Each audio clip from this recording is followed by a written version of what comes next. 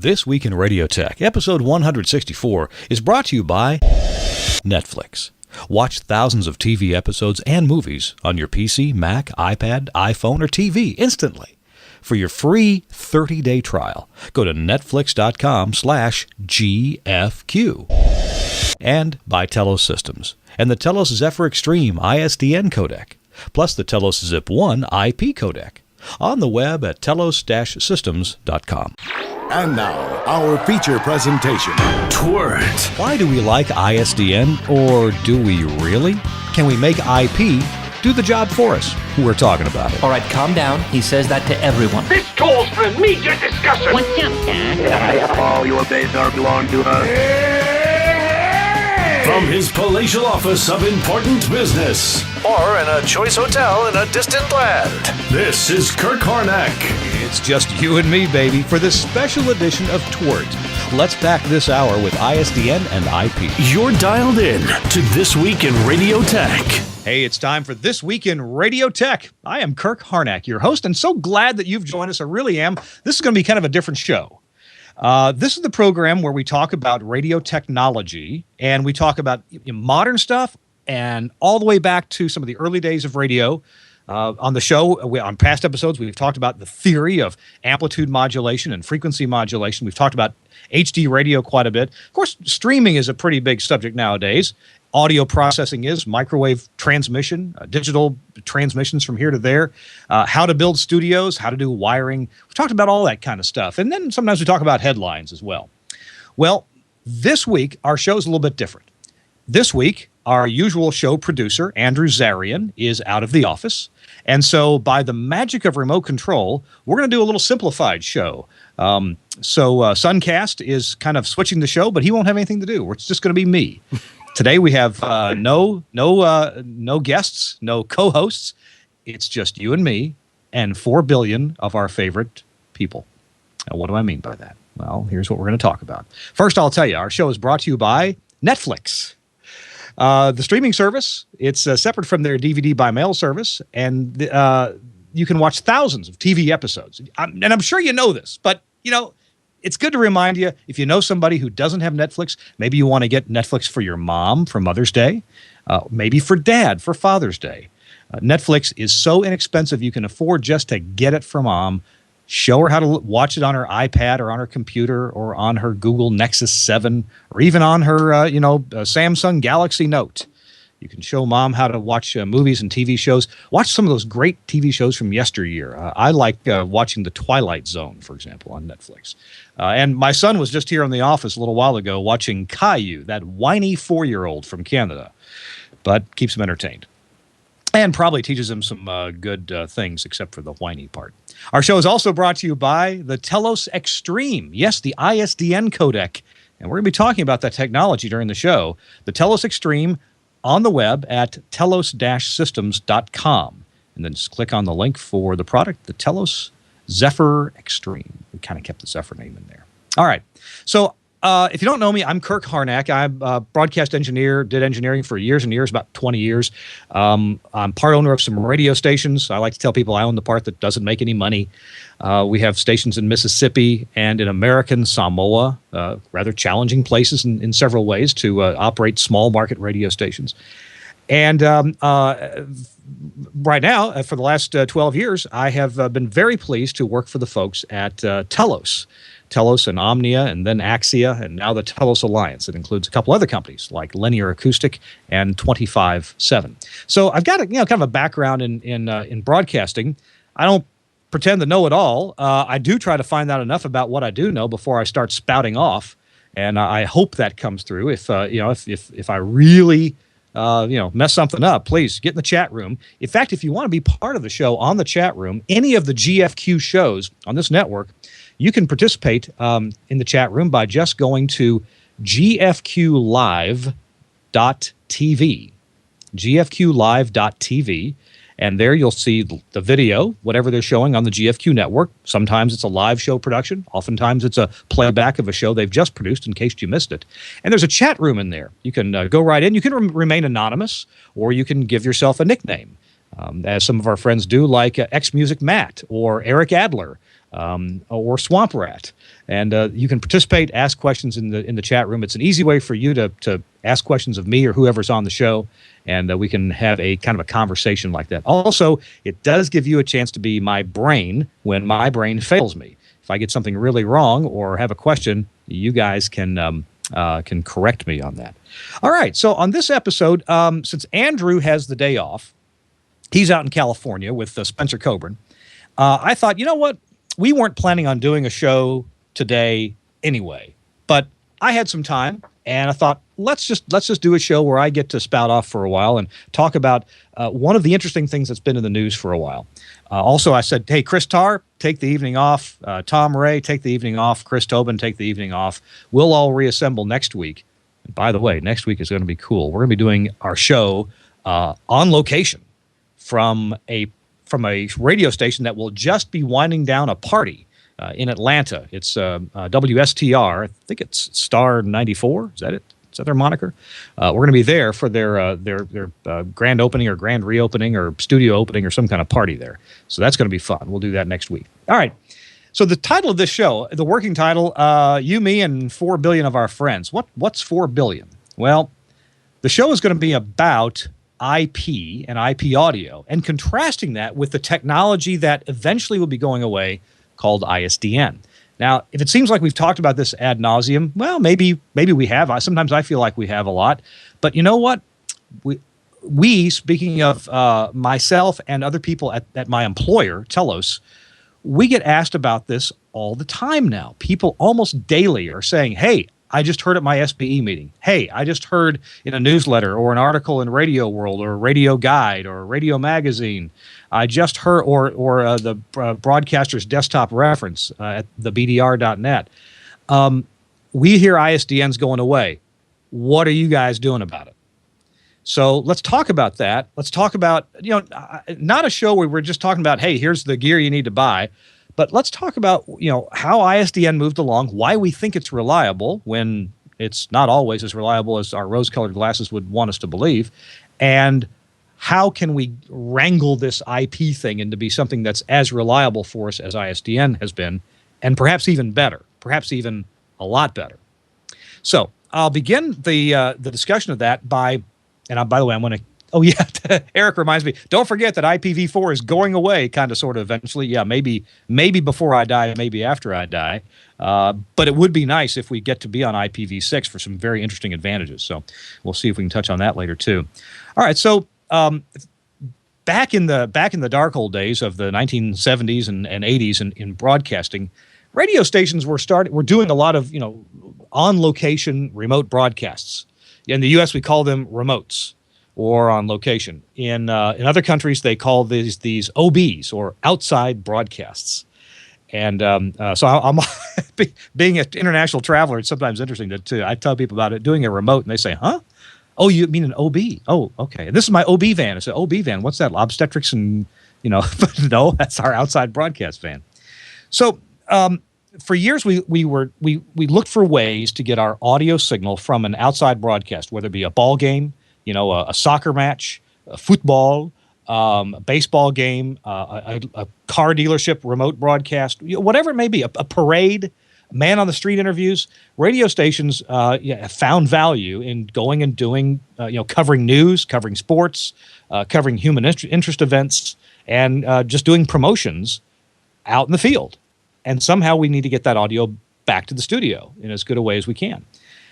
Then there's also now that a lot more stations are under common ownership, radio stations look for ways to share programming, either long form programming or share voice tracking, or maybe share some a live newscast from one market into another market, or from the capital city, share a report. A lot of ways we need to get audio from here to there in as high quality as we can and as low latency as we can. Sometimes a file transfer just won't do. And certainly there's been a lot of file transfers in the last few years, but sometimes we still just need to do it live. So prior to ISDN coming along, let's think back into the 1980s. If a radio station wanted to go do a live broadcast somewhere, say from Disney World or the Rose Parade or whatever the big function was, a Formula One race, they would probably have to do it by satellite. That got to be very popular during the 1980s. You could there were companies that would sell you some satellite space time. They would roll a satellite dish on a truck to your location, aim it, and you provide it with audio, and that audio would come back down where it needed to. And some stations use this for very long distance remotes. Stations in Boston, for example, would on St. Patrick's Day would go do live remotes from Ireland. You could do live remotes from anywhere where both locations could both see the bird, see the satellite where it had a footprint. And that was pretty expensive. For a while, there was NPR satellite services. They were a purveyor of this kind of technology. They'd bring the satellite truck out to you. In fact, I remember years ago, I had just moved to Memphis, Tennessee. And it was probably must have been 1987, because I believe it was the 10th anniversary of Elvis's death. So Elvis had died 10 years before, and they were doing big-time live remote broadcasts from Graceland in Memphis. Well, Larry King. Remember Larry King? Larry King had an overnight radio show on the Mutual Broadcasting Network. And in order to do that show, they had a few choices. You could use a phone line, just a dial-up phone line.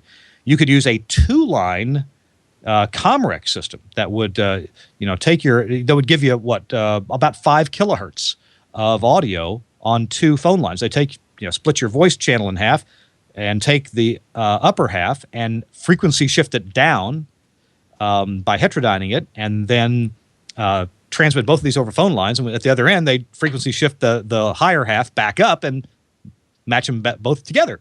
And this was kind of neat. Gave you 5 kilohertz of audio with 2 phone calls. You could also do that on a 3-line basis and get 7.5 kilohertz of audio. But they at that location at Graceland, I got to meet the guys in the NPR truck. At that time, it wasn't much. It was looked like a hippie van with a little rental trailer behind it and a satellite dish lashed, and I mean literally lashed to this trailer.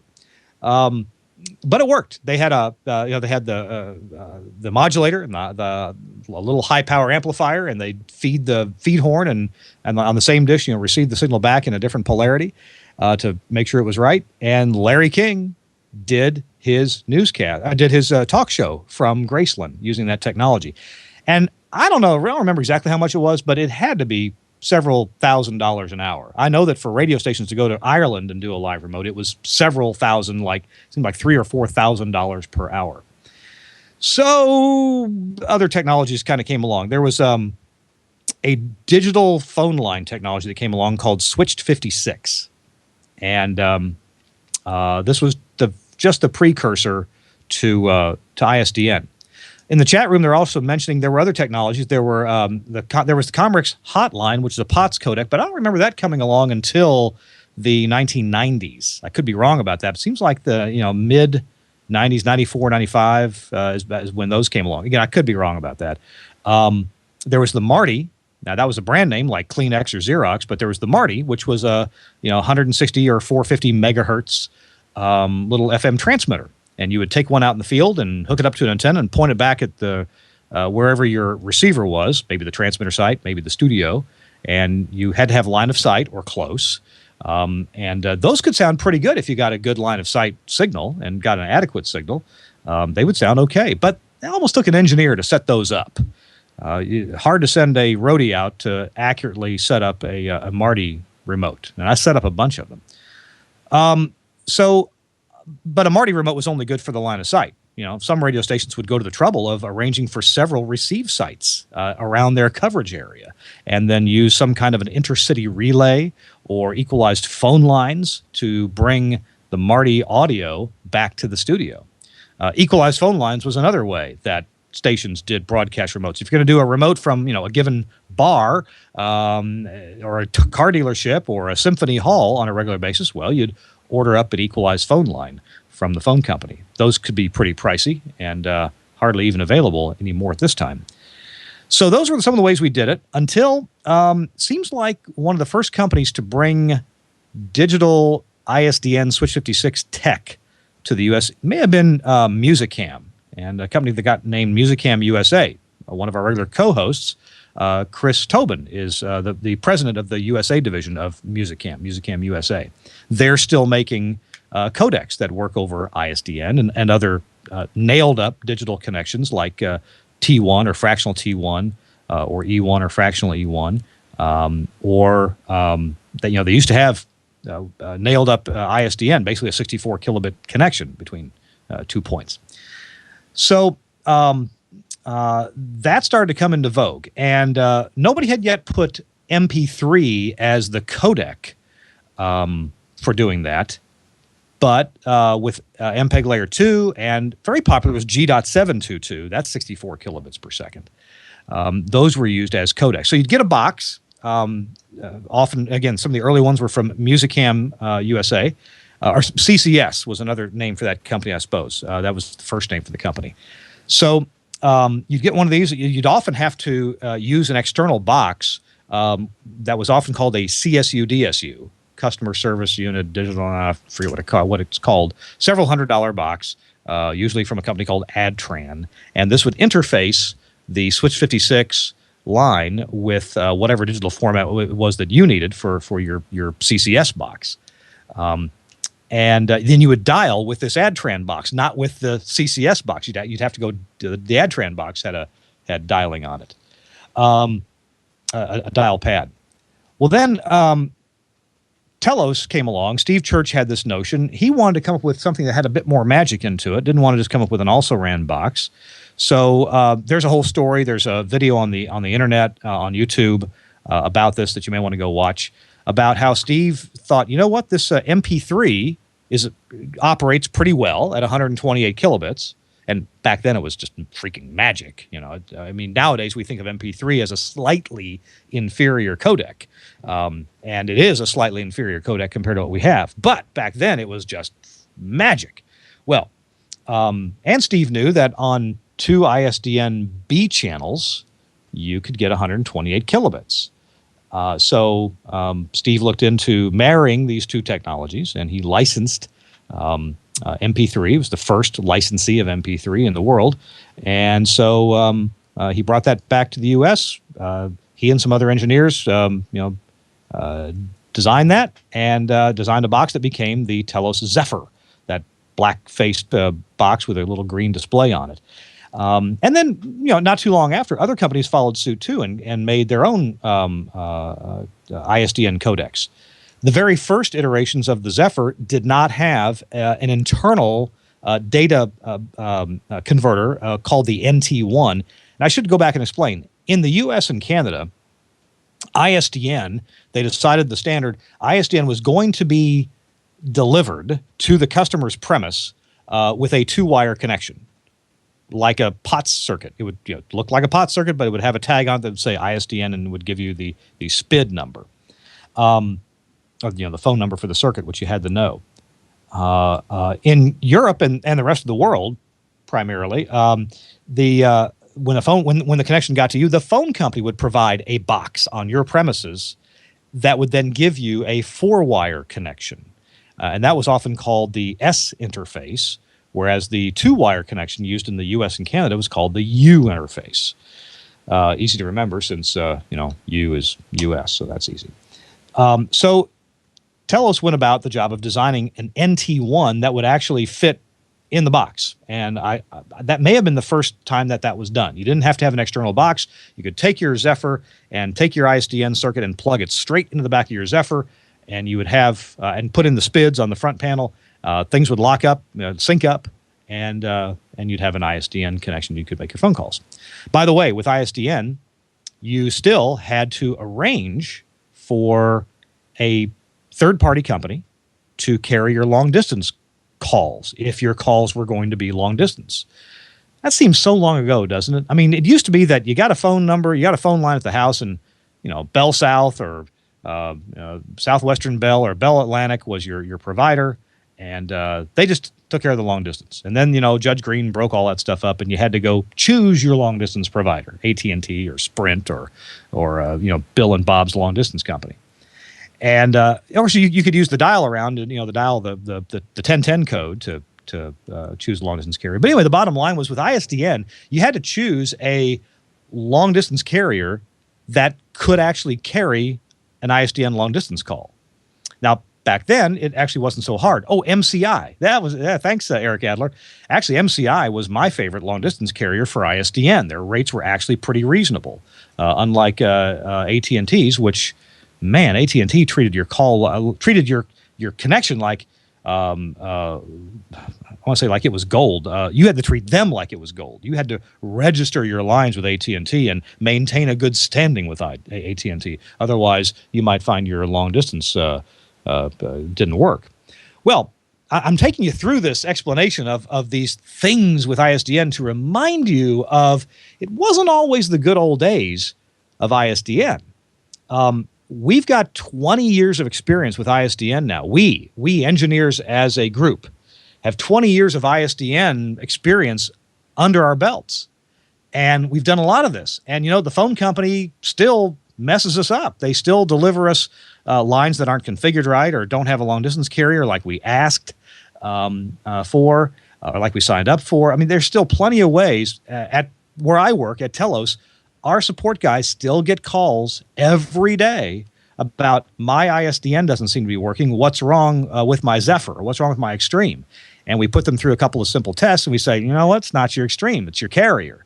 Here's a loopback test. Dial from one codec to the other in your Extreme. And if it doesn't connect, well, talk to your carrier. And, of course, we try to help out with that. Also, when ordering ISDN back in the day, there were so many options for ISDN. There were actually well over 14,000 permutations of how you could order an ISDN line. Now, most of those were unpopular and didn't get talked about, but there were 14,000 different ways to order it, kind of like ordering a pizza. So I'm not sure which industry group did the following, but somebody, thank goodness, came up with the set of features that were going to work just fine with an ISDN codec, whether it be Telos's or somebody else's.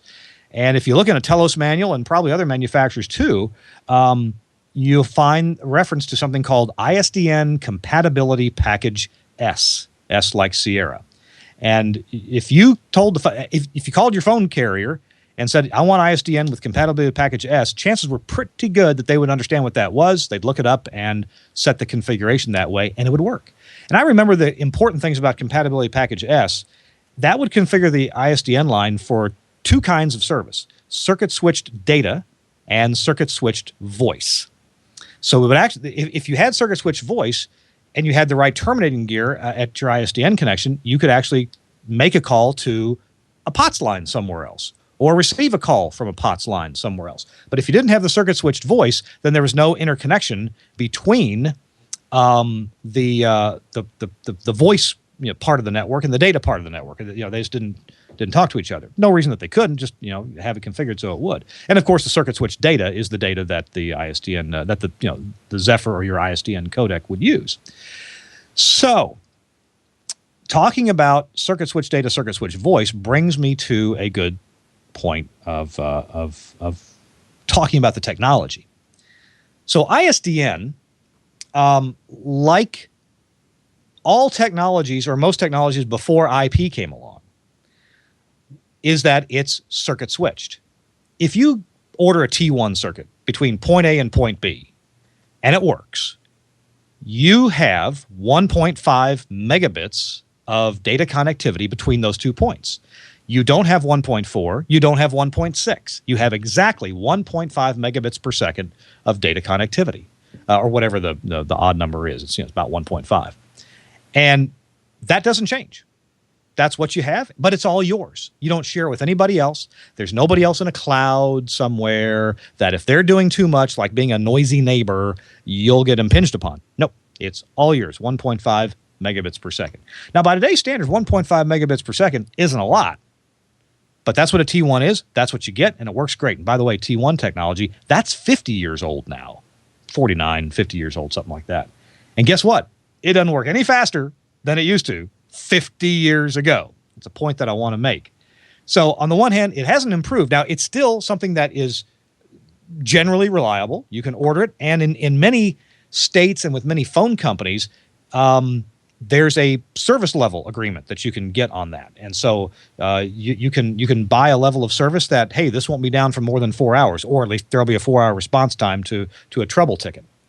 All right, so let's get back to ISDN.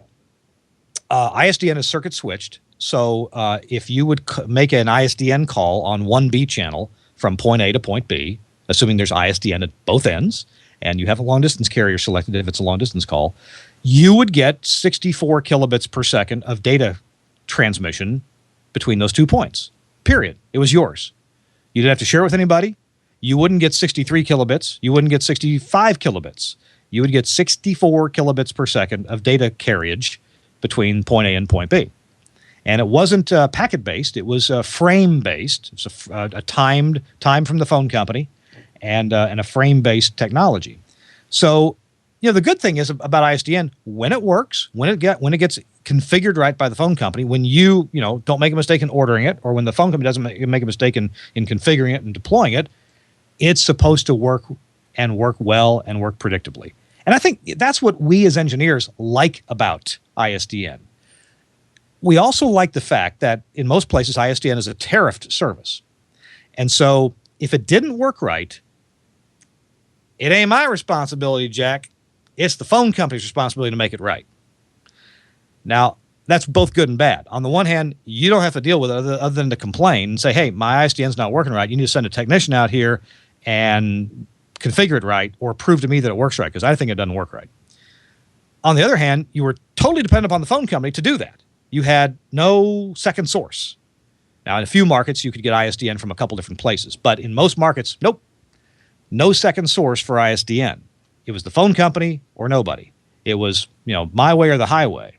If you wanted to say, screw you, Verizon, I'm going to get my ISDN from somebody else. No, you're not. It's going to come from Verizon. So they legally obligated, phone companies in tariffed areas, legally obligated to supply it. Don't know what the response time legally has to be. I'm sure they can, find a lot of excuses if they need to. But the point there being that it should work. It's legally required to work. You should be able to depend on it. You can't always. Somebody might mess it up. And if it doesn't work, you have no recourse. You have no options. At that moment, when it's time to do the broadcast, you have no options other than to complain and get them to come fix it. So that's kind of the upside and the downside of ISDN. For those of you in markets where they understand ISDN deployment and configuration, you're lucky. And in many places they do. Here in Tennessee, for example, I had ISDN here at my office a few years ago. I don't anymore, but I used to have it a few years ago. And it didn't take them long to install it. It worked when they did. Wasn't a problem. Here in Tennessee, at least 5 years ago, it was fairly inexpensive. It was less money than 2 POTS lines. So it was a pretty good deal. Long distance for it wasn't cheap. At least, as I recall, it was a little bit more money than other long distances were. But okay, there you go. And I even used it to demo to the engineers at Harpo Productions in Chicago. That's Oprah's people, about some remote control they could have over their Telus Zephyr Extreme. So good and bad. Sometimes we look at the past, I think, through rose-colored glasses, and we think about all the good with ISDN when we think about, hey, it might be taken away from us. But some of us remember the trouble we've had with ISDN that we're not empowered to do much about except complain. And again, no other options. Now let's talk about the options to ISDN before we talk about the IP option, because there are some options. In the news, right around the time of the NAB show, you may remember Verizon came out with a statement. After May 18th, we're not taking any more orders for ISDN lines. If you got them, enjoy them, but the rates are going to go up, and we're not taking new orders. Not even for places where you used to have ISDN. We're not going to re-put it back in the same place. So there was some kerfuffle and brouhaha in the industry, complaining about it. And some broadcasters have had some meetings with Verizon, I understand, in the New York area. And there may have been some other meetings as well. Anyway, here's what's come down from Verizon. They won't do ISDN lines anymore like you've been, the BRI. And when I say ISDN lines, in general for broadcast, I'm talking about the BRI connection, which is 2 B channels on a single pair of wires, and you can bond them together and get 128 kilobits per second. So that's the service I'm talking about. There's another flavor of ISDN called PRI, which is called Primary Rate Interface, PRI. There's no threat to PRI at the moment. PRI has the main seller, the telco. It has resellers. There are plenty of companies that resell a main telco's PRI service, often for less money than the main telco does. And so PRI is available. And you can take a PRI and break it out into BRIs if you want to. No problem there. There's equipment to do that. Yeah, the equipment costs money, typically from AdTran. That's one of the major suppliers. But you can do that. And Atlas is the equipment series that does that. You can also get Cisco boxes that do that too. That give you several PRIs where you did several BRIs where you had a PRI coming in. So imagine if you are at, say, a football stadium and you have several broadcast booths where several different entities need an ISDN BRI circuit. Well, you or the football stadium or the team owners, however it may work out, instead of bringing individual BRIs into there, you could get a PRI, and you could break it out to individual BRIs. And that will work just fine. There's plenty of people who do that. There's plenty of people who use an ISDN codec like a Zephyr or a Zephyr Extreme in the confines of their business, and they've got a PRI bringing telephone service into their business. And most of that PRI goes into their phone switch, their phone system. But they break out. In fact, sometimes the phone system can do this.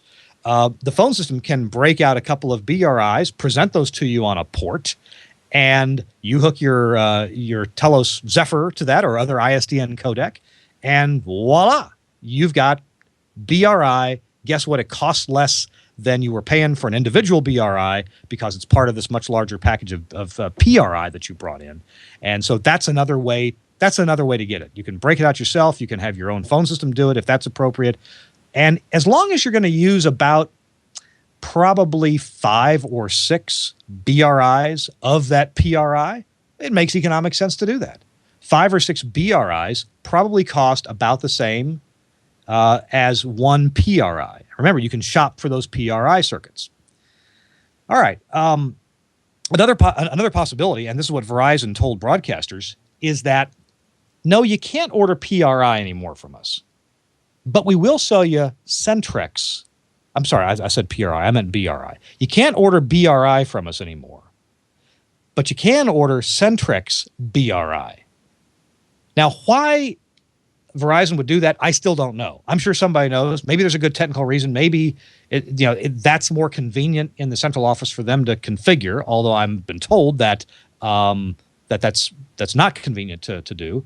But yeah, they said you can order Centrex BRI. Now, I don't know what the minimums are, if there's a setup and configuration charge, because Centrex, with Centrex service, if you don't know what that is, Centrex is where the phone company, the big telco wireline provider, they behave as your PBX. Okay, so you may remember lots of bank branches used to do this. They would have Centrex. So you'd have a phone on your desk that didn't have, like 5 line buttons on it or 10 line buttons on it. It would just be a phone. It may have one button on it, like a transfer or some kind of button, but you would park people by hitting a key combination, or pick up a parked line, or put somebody on hold, or transfer somebody, all by giving a hook flash and a code on the keypad. And when you did that, that's because you had no equipment at your business, your radio station. You had no phone equipment there. You just had a bunch of lines coming in and individual single line phones attached to them. The phone system, the PBX, was back at the phone company, and it was kind of virtualized in their gear. Well, Verizon is saying, we'll still sell you BRI if you'll order Centrex BRI. So again, I have no knowledge of what that will cost to set up. It'll be interesting for some stations that have to do that to find out, and I'd be interested in hearing feedback on that subject if you end up ordering Centrex BRI. So there you go. That's another way to get it done. How about we take a break here for a sip of water? I didn't want to pull a Marco Rubio, and just go ahead and tell you I'm going to do that. So let's see. Why don't we take a break here? Because now we're going to move over into the IP world and what I think is wrong with it and what I think is right about it and how we as engineers can make it right. It's not easy, but it's not difficult. It's just stuff we got to learn. This program is brought to you in part by Netflix. Netflix, you know, streams thousands of TV episodes and movies directly to you instantly. I know you know that, which means you save time, money, and hassle. It really is convenient. Here in my office, I've got a Roku box, but I've also got a TV set that has a Netflix app built into it here. And my little boy, Michael, he comes down here, Daddy, I want to watch Caillou, or I want to watch Thomas. Man, it's just turn it on, flip it over to Netflix, choose a Thomas episode, bam, he's happy. Now, I could tune in the Sprout channel, which he likes, but, you know, Caillou may not be on. It may be that incredibly annoying Poppy Cat may be on. So, you know, it's great just to have the Netflix, to bring it up, let him watch it. I know I'm going off script here. Our little guy, Michael, is potty training right now. Now, if you're a parent, you know about that. You know about potty training.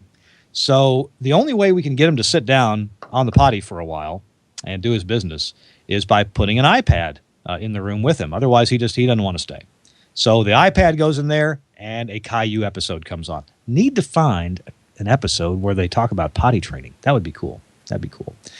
You can start watching a movie on your computer, on your TV with an app, and if you have to leave, you can pick it right up on your smartphone device, on your tablet, your iPad.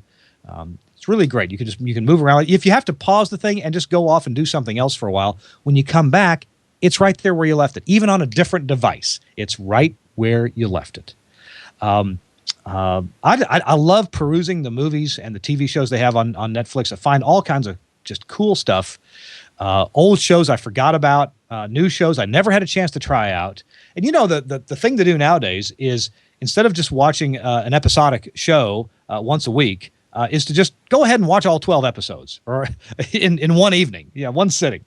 And I'm not sure why that's popular, but I like doing that. I've done that with a few shows, and I do like it.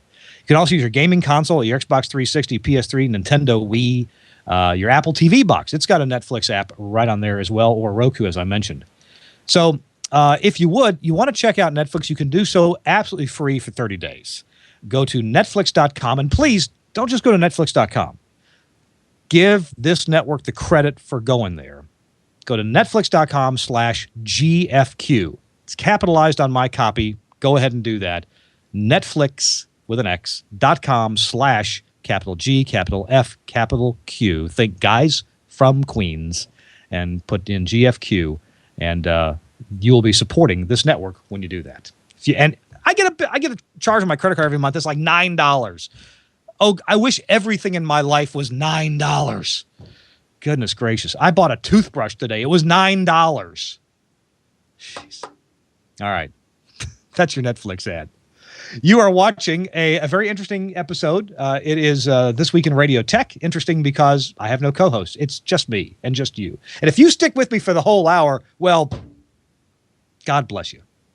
We're talking about ISDN going away and moving to IP, and just the differences in the technologies.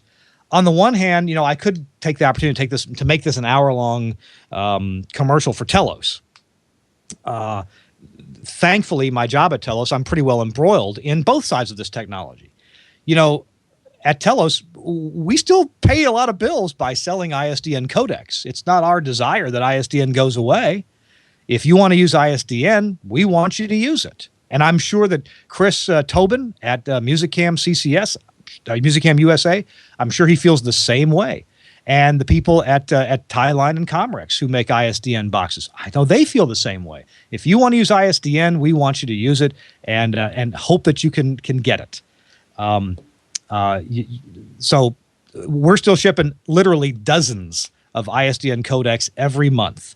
In fact, the demand even ticked up here in the last couple of months. We were kind of scratching our heads wondering why that the ISDN codecs were ticking up even before the announcement came out from Verizon. So there's still pretty strong demand for ISDN codecs.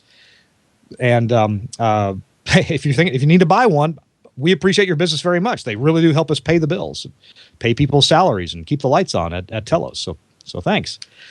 Now let's think about contrasting ISDN with IP. You know, as engineers, we've all grown up with IP in the last, 15 years or so. I think it was 15 years ago that my little radio stations in Cleveland, Mississippi, first got a 64 kilobit frame relay connection to the public internet. Now I had just networked all of our computers, about 15 of them, at this radio station, and going through a switch, and they were networked, and drives and folders were shared where they need to be, back with Windows networking. And I'm sure it was all insecure, but we didn't have viruses, traveling around much at that time. Viruses were still carried around on floppy disks, right? And we got the 64 kilobit connection line to the internet, and hey, we had some internet. It was slow, but most websites were not very content rich, so things worked okay. We could stream one real audio thing at a time at our station.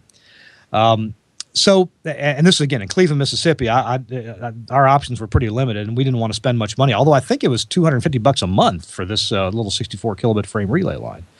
Well, my point here is that we remember these bad old days of the internet as things grew up slowly. We probably got a little faster line. May have gotten DSL after that, 512 kilobits, or maybe a megabit, or maybe 1.5 megabits on a DSL connection. And if you're a small radio station, hey, you're probably using consumer-grade services from your cable provider or your phone provider. You're probably using consumer-grade routers in your station and switches and hubs. And speaking of hubs, back in the bad old days when there were collisions all over your network and there weren't deterministic switches, there were hubs, and every packet went everywhere and had to be rejected by every device except the one that was supposed to accept it. So I know I'm going kind of far afield here, but I want to remind us, we've gone through these bad old days of IP. And I got to tell you, it's getting a lot better, a whole lot better. But there's some skills, I guess there's some attitudes that as engineers we've had about IP because we've had a lot of bad experiences with IP. We've had lousy operating systems and crummy print drivers that, a salesperson will hit print and nothing happens, so they've hit print 50 more times. And who knows where it got stuck, maybe in the printer itself, or maybe in the print driver in the program, or maybe their cable came out the back, and when you hook the cable up, there's 50 copies of whatever they were going to print that come out. Holy shamoly. And so you think, man, this IP is just junk. And when I have direct experience with this, so I can say when Axia first came out with Livewire, oh man, I mean, there were plenty of non-believers out there. There probably still are, but I remember showing Axia and Livewire and doing a demo in New York City, where you'd think engineers would know better. And I had an engineer in the back of the room raise his hand. And he says, "That won't work. That can't work. Your collision light's going to be on." And so I had to go back and explain, well, there actually isn't a collision light on this switch. The technology has changed. So as engineers, we got to keep up with the technology. Now, I can make a blanket statement of, hey, this IP stuff works. Go figure it out. But that won't really help you figure it out. So I'll make a, well, if I need to go back and make this comparison that I've been making, but I forgot to here. ISDN, T1, PRI, these are all clocked circuits. We know when the next frame of data is going to occur, when it's going to arrive, when it's going to leave. We know when to expect it. It's just like perfect just-in-time manufacturing. Actually, it's not just like that because IP is more like that. But IP, and I used to explain Livewire this way to the unbelievers who said you can't run low latency audio. Once you get too many sources on your network, it won't work anymore. Well, that's not true. It does work. The network scales beautifully. Even for live, low latency audio, you can run a huge Livewire, or I'm not picking out on Livewire, or a WheatNet network, and never have a dropped packet. I mean, except for times when you may plug something in or unplug something or reboot a computer. You can do this and never have a dropped packet because every packet is deterministic. The network has all the bandwidth it needs to handle every single packet. No packet in a live wire, and I'll include WheatNet in that too, and probably Dante as well. No packet ever gets lost. It doesn't have to. It's never wandering around, wondering where am I supposed to go. Oh, I missed my turnoff here on the IP highway. So, just as a frame of ISDN supposedly never got lost, although occasionally there was bit errors going on, an IP packet doesn't have to ever get lost when you have control of the network. So, here's the comparison that I would often make. With IP, even though each packet, it's not circuit switched. IP is not circuit switched. It's packet switched. So you don't have a constant connection between, first of all, I'll bring this inside a studio, and later on we'll extrapolate this outside the studio. You don't have a constant switched connection between point A and point B on a local network. Every packet is separately handled like a letter would be, like a U.S. Post Office letter. Every packet gets handled. Where are you from? Where are you going? Okay, there you go. But if you have a network that has enough bandwidth on the switching fabric, you might call the backplane of the switches fabric, and you're using quality of service QoS, you're doing all the right things. Even though it's a packet switch network, for your purposes, it will behave for you just as a circuit switch network would. You need 2 megabits per second between point A and point B to send some linear stereo audio. You got it. You got 2 megabits per second. In fact, you got a lot more than that, but you won't be impinged by turning on another stream somewhere on the network. The network's got your back. If you're using a network that's determinate, the switch is deterministic. Plenty of backplane. With a switch that has enough backplane bandwidth, like the Cisco switches that Axia recommends, that Wheatstone recommends, and that others recommend too, that switch has enough backplane capacity to handle a full load of data on every single port all at the same time. Now, assuming that you're not trying to route, two 100 megabit amounts of signal into one 100 megabit outgoing port. I'm talking about it being, balanced. You're not going to overload a port. But as long as you're not going to overload any port, and the IP audio systems out there are designed to do that, then the switch will handle every single packet. It won't forget about any. It won't drop any. It will handle every single packet. Now, Eric Adler brings up a point in the chat room. Unless your port is set to fixed on one side, auto on the other, and both degrade to something completely different. Well, yeah, I would call that a configuration problem. Don't configure your system like that. Be sure every port is, full speed in both directions. But there's nothing inherent about the technology that prevents it from working perfectly as long as you have it configured right. But Eric does bring up a great point. It's got to be configured right or there will be problems. Just like the phone company had to configure the ISDN line right or else there will be problems. Now, though, the onus is on you, the engineer, to configure it right. So let's move this notion out into the world of outside IP, going from point A to point B, and one of those points is over the public internet. What can you do to make sure that works? Well, I want to bring up there's a lot of folks who believe, and I know why they do. Heck, we had a problem with this show last week because of a major routing problem between Verizon and Comcast. Now, what should I have had? I should have had a backup plan, and I didn't. Here at my house last week, I only had Comcast. That was it. Well, this week, I got Verizon 4G LTE. I just tested this box a little while ago. It was 15 megabits down and 8 megabits up using this little guy right here. This is a cradle point router putting out Wi-Fi, but it also has managed ports available on the back. Okay, that's one. I went whole hog here. That's a country expression. This is a 4G radio built into a router. This is also from Verizon. The Verizon guys seem to have this together the most at this point in time. I would anticipate others to get their act together pretty well too, but Verizon really seems serious about this. So this has the radio built in. There's the SIM card right there, and 2 antennas for some extra diversity. Or maybe this one's for Wi-Fi and this one's for the 4G. I haven't actually figured that out yet. It's got a router built into it. It does Wi-Fi. You can set quality of service, or I should say, you can set packet prioritization on this router. or on this router so that your IP, your audio packets are handled first. And I've been having a blast with these. These are not much, at least where I live. I live in a part of Nashville. I'm surrounded by hills. I do not have line of sight with any cell tower.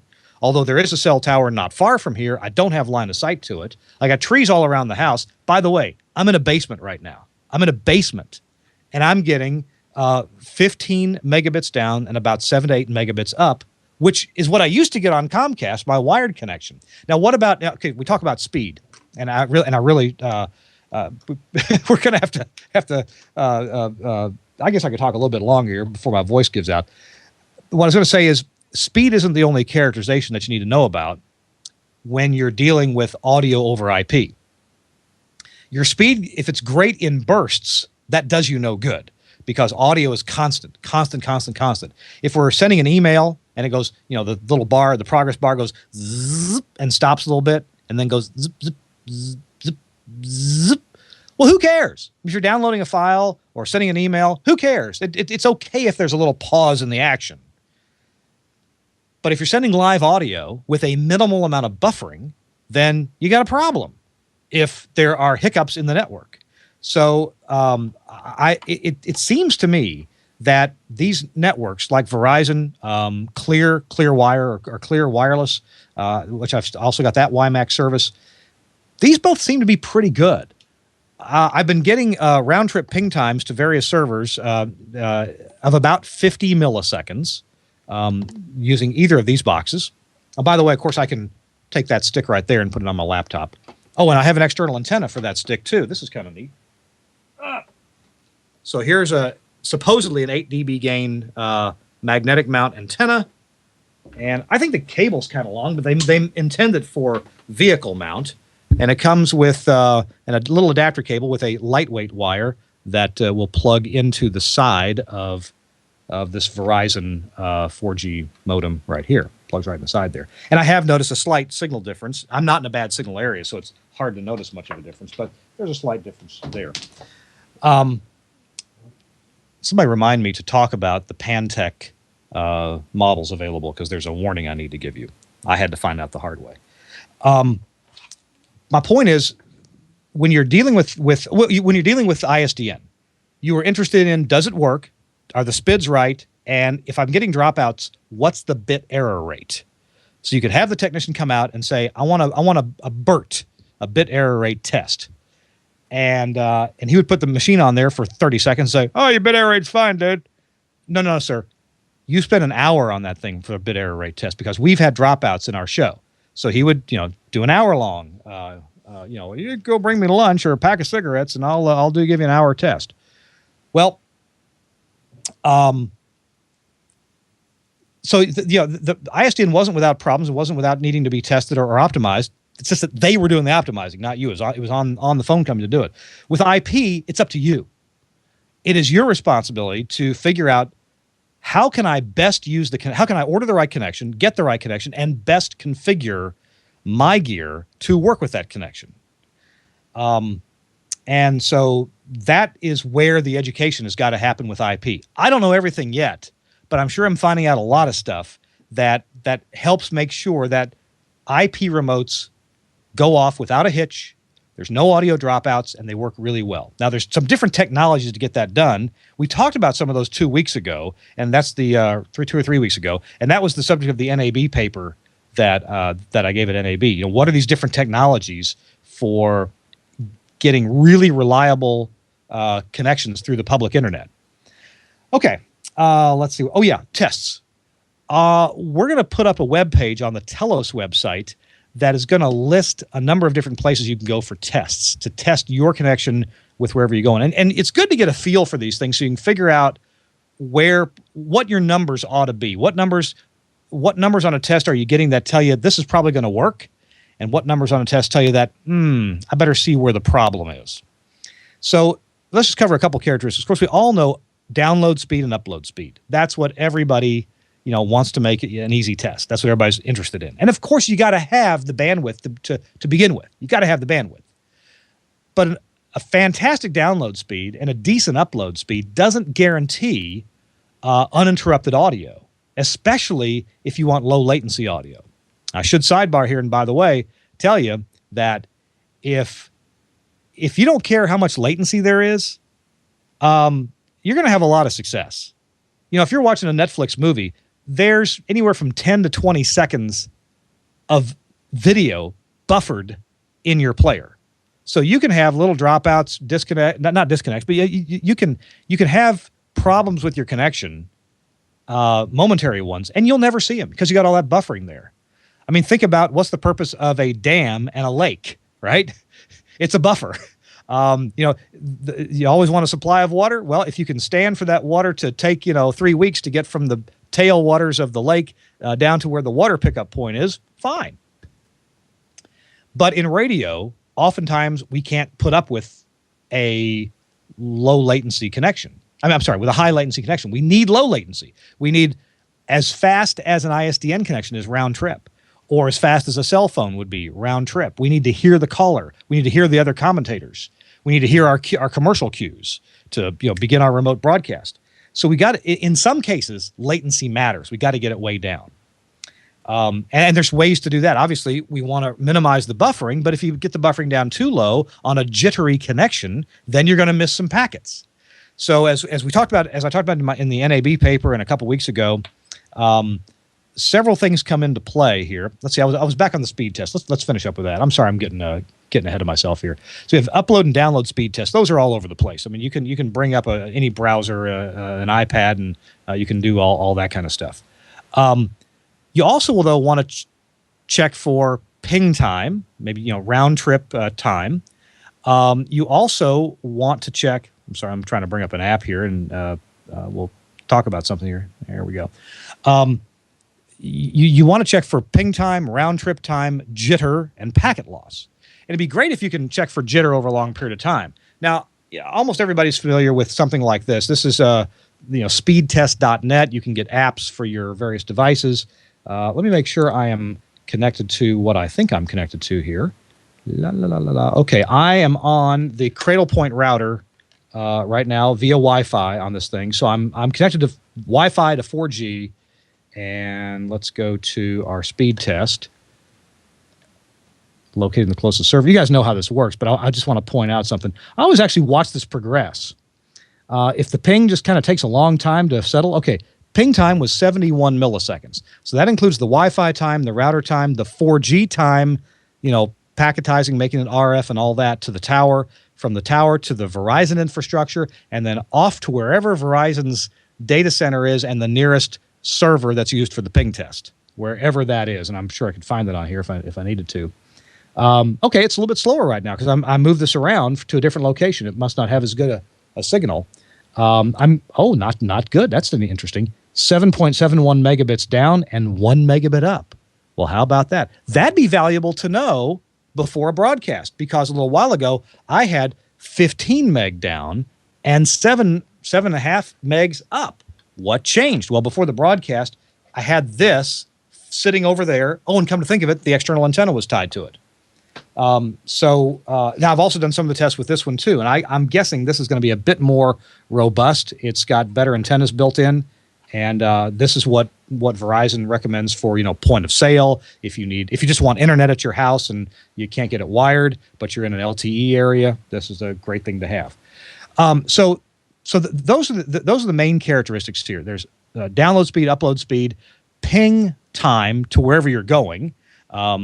There's and there's jitter. Now, what you really want to do is have a jitter test back and forth to the device you want to talk to. So let's say you're going to connect an IP codec at point A to an IP codec at point B. What you really want to do eventually is get a test between those two places. See what your available bandwidth is in both directions. See what the round trip time is and see if it's consistent. If it changes, that indicates that, hey, something's changed on the network. There's traffic that's slowing something down from time to time. And that also relates to the jitter test. See how much difference there is in the timing of packets arriving from one place to another. Assuming that they're sent out on a regular basis, what's the difference in their arrival accuracy? And then dropped or lost packets that just never make it. How many of those are there? If you're a Skype user, you get a lot of that information from the Skype call detail. So you can get a feel for some of those things. By the way, unfortunately, a lot of the tests that are on the internet on various websites, those tests require Java, not JavaScript, but Java to run. If you're using the Chrome browser, you ain't going to run it at all unless you're running an old version of Java, because the newest stuff is 64-bit. The Chrome browser, at least on the Mac, is 32-bit. Safari, you got to persuade Safari to run Java, and that can be difficult. Firefox still runs Java, and I've been using Firefox to run these tests. There are a few sites popping up with non-Java VoIP tests. And by the way, what we're kind of looking for here, what's useful, is a VoIP test. So a great resource is to, just Google VoIP test, and you'll find a whole bunch of them. And usually they're from companies that supply VoIP, voice over IP services. They want to sell you their service, and hey, is your connection good enough to support VoIP? Well, if your connection is going to support VoIP well, chances are pretty good it's going to support audio over IP, even at a higher bit rate, because the bit rate is typically not the problem. It's other traffic, and that other traffic is probably on your end of the network. In other words, it's not the internet typically, and I need to address that for 1 second. In fact, we'll do it right now. One thing that we learned recently was that major TV networks like CBS Television, there's times that they use the public internet to backhaul full HD quality video from remote sites when that's the option. And if you're scared of using the internet, what you ought to be scared of is your own last mile, your own router configuration, and what you've done to make sure that whatever device it is that you're using, that it gets the bandwidth that it needs. So I'm going to close it out here pretty soon. We've gone for an hour, and I'm sure we'll continue this at another time.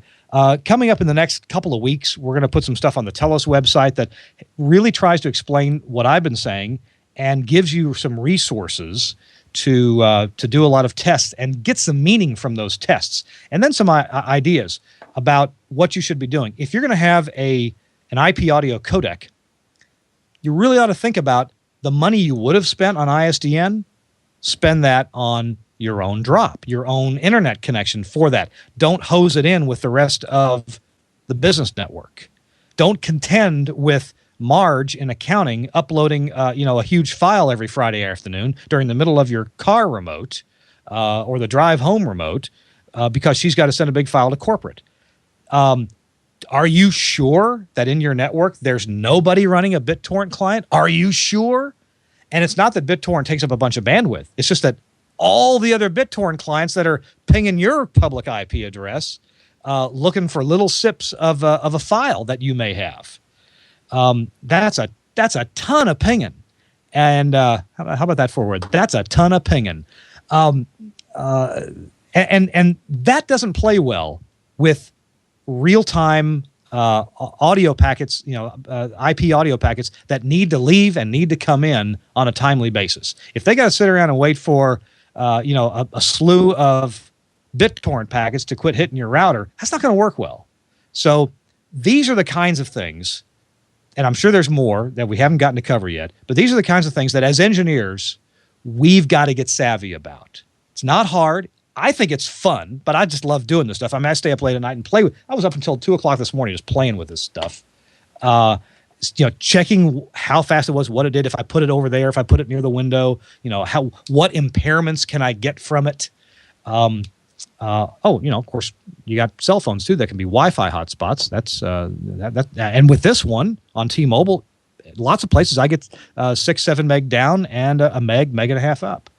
But there's no wired connection on this. It's Wi-Fi only. So anyway, those are the things we've got to educate ourselves about. Be curious, please, and characterize your line. I'll put a few things in the show notes, a few links in the show notes, and in a couple of weeks we're going to have a whole suite of places to test listed on a TELUS webpage, and I'm sure I'll tell you about that during a TELUS commercial. Our program episode 164.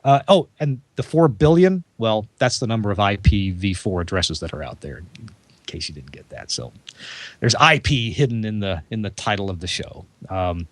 Actually, the theoretical number is a little over 4 billion, 2 or 300 million, and blah blah blah. If you take away all the reserved ranges, you're a little bit under 4 billion public IP addresses. So that's where the 4 billion comes from. So thanks, all my 4 billion friends, for being along here. It's potential. Could be. Our program's also been brought to you by Telos and the ISDN Telos Zephyr Extreme. The Zephyr Extreme, it's the most popular ISDN codec in the world. There are, there's close to 20,000 of those things out there in the world. There's a lot. And radio stations all over the world have these things. You know they do. If ISDN is available to you and you want a reliable connection that you get to pin it on the other guy, the telco, if it doesn't work, use ISDN. Or if you need a full-time connection between here and there, use a T1. You can outfit a Zephyr Extreme with a V.35 or an X.21 high-speed serial connection. These are standard interfaces for nailed-up ISDN or a T1 or a fractional T1 or a fractional E1 type of interface. The Zephyr Extreme, hey, if you need one, we got them. We ship a bunch of them every month, several dozen, and we're very glad to have your support. If that's what you need, happy to have you use it. On the other hand, there's a ton of Zip 1s out there yet. There's not 20,000 yet, but folks are using the Zip 1 over wireless connections, wired connections.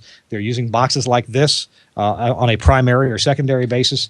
And people are doing whole weekends of music concerts, ball games, full-time STLs. There's a ton of those out there using the Telos Zip 1 IP codec. So check them both out at the Telos website, telos-systems.com. And thank you, Telos, for sponsoring This Week in Radio Tech. Next week, we're live in Atlanta, Georgia at WSTR Star 94 for a grand opening they're doing, a party of some kind. I don't know what it is exactly, but there's going to be food. We're going to be speaking with Scott Trask, their engineer there at WSTR. It's going to be fun. And I believe that Tom Ray and Chris Tarr and Chris Tobin will all be with us too. So you join us next week. I hope you will. Look forward to seeing you then. Thanks to Netflix, netflix.com/GFQ, and Telosystem, telosystems.com. We appreciate your support on both of those. We'll see you next week on This Week in Radio Tech. Bye-bye, everybody. That's all the bandwidth we can pill for this week. Another tort is propagated, and all the transmitters and audio equipment live happily ever after, thanks to the handsome engineer and his kind, benevolent care. We'll be back next week. Lord willing and the creek don't rise. This Week in Radio Tech. Subscribe to iTunes and you'll never miss a show. Search for This Week in Radio Tech in the iTunes Store. Soliciting is strictly encouraged. If you like today's show, tell a friend. If you didn't like it, we were never here. Kirk Harnack's wardrobe provided by the Salvation Army and the Red Cross Disaster Relief Services. Hair and makeup provided by Penelope Garcia Hernandez Weinberg. He's unique, wouldn't you say? I just want to get it over with. This ends this transmission. Tango, Whiskey, India, Romeo, Tango. Signing off. Okay.